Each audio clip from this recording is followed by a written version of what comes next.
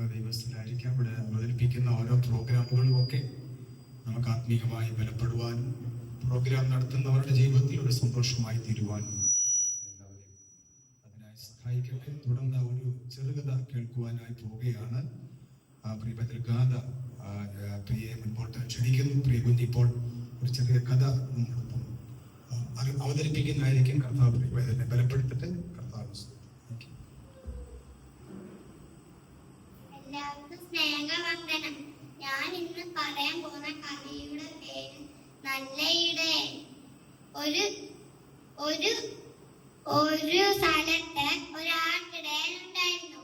ആ ആട്ടിടയന് 100 ആടുകൾ ഉണ്ടായിരുന്നു.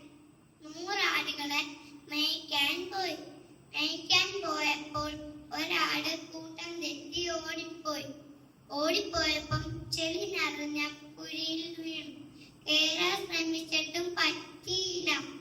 അപ്പോൾ ആട്ടിടയൻ ആടുകളെ എല്ലാം വിളിച്ചു കൂട്ടി. അപ്പൊ ഒരെണ്ണം ഇല്ലായിരുന്നു. അപ്പൊ ആട്ടിടയൻ